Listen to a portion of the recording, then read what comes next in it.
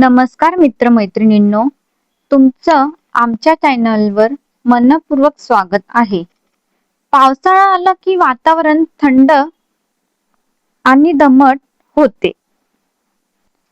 या काळात लहान मुलांना सर्दी, खोकला आणि ताप, व्हायरल इन्फेक्शन होण्याचा धोका वाढतो।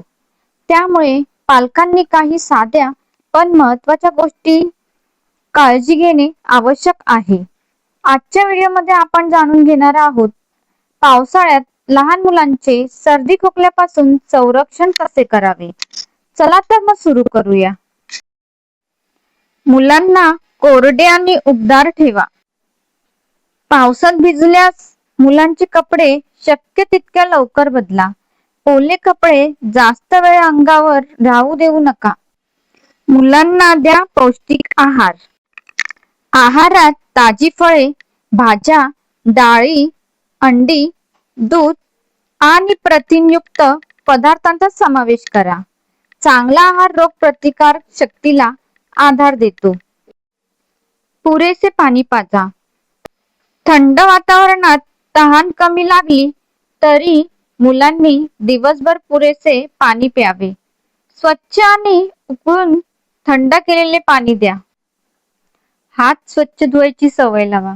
बाहेरून आल्यावर, जेवण्यापूर्वी आणि शौचालयातून आल्यानंतर साबणाने किमान 20 सेकंद हात धुण्याची सवय।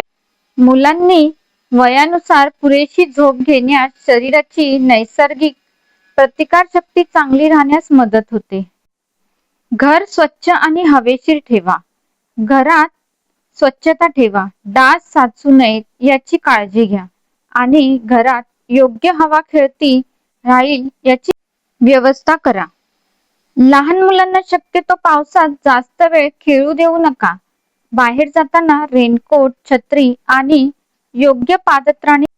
पावसाळ्यात रस्त्यावरील उघडे अन्न आणि अस्वच्छ पदार्थ टाळा।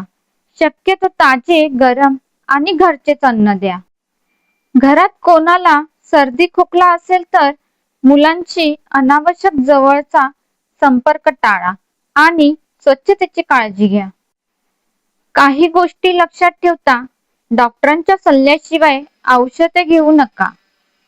स्वतःहून सुरू करू नका अँटीबायोटिक। मुलांचे लसीकरण वेळेवर पूर्ण करा।